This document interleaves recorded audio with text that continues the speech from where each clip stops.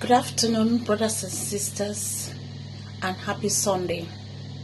Once more, I come again with self-love. I hope you've had a lovely weekend. We're looking forward to a new week tomorrow. Today, I still have to talk about self-love.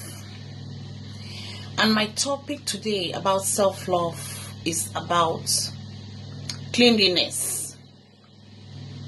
As you know, the phrase cleanliness is from the Bible. They say cleanliness is next to godliness. This is a phrase from the Bible. With this phrase, it brings me straight to what we are going through since the last month, when we had this problem with coronavirus, which is now a war against humanity. How are we going to resolve this problem? It brings us back because there's no remedy. I've looked around all the guns that has been manufactured, the weapons, the bombs and everything, chemical weapons, nothing, no chemical, nothing is going to resolve this problem. It's a war against humanity. So what's going on? But then I begin to understand that the only remedy we have to do is to clean ourselves, wash our hands, be very hygienic, wash our hands several times. Everything we touch, as soon as you find water, wash your hands with soap and water, and that will help to reduce.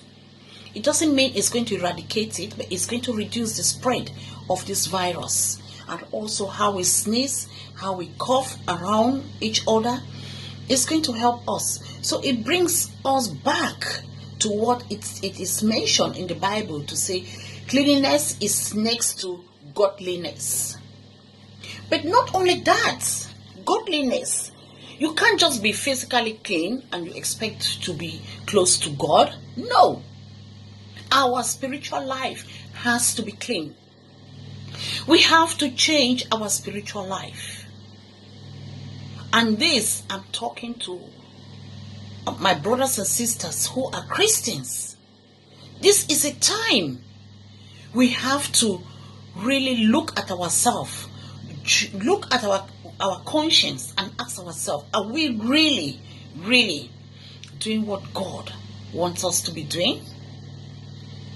Because as Christians, it's like we are far from what God wants us to do. We're just being carried away so much in such a way that we just don't respect the name Christianity anymore.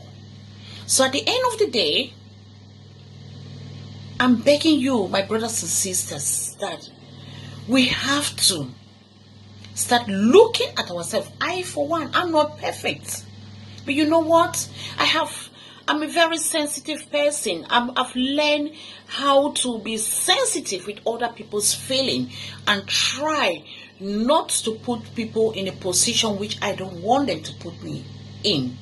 So for that reason, I'll beg my brothers and sisters, let's show a little bit of sensitivity in the way we deal with our fellow friends, fellow Christians, fellow colleagues, our family people, our family brothers and sisters, our children. We have to be sensitive, because you don't know how many people you hurt every day for the little things you do and things you say.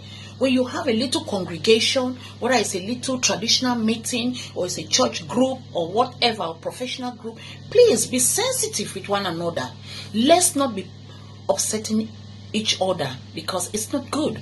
Because when you do that, you are upsetting God. You're making God to be so unhappy with our behavior. And this is a time that we should be compassionate with one another and pray and give support to each other, because we've come to a position where none of us have the power except God, who is going to make this decision for us to say, coronavirus, you're going to stop today. Because right now, Even whether you are the president, you are the minister, you are governor, you're whatever, you've ruled the world for your country for 50 years, or you rule your country for 40 years, or whatever. I'm telling you, the day coronavirus hold you, you'll be gone. You will be gone, because once your respiratory tract is being attacked by coronavirus, you will be gone. There will be no mercy for you. The only thing we have to do now is to pray. Get so close to God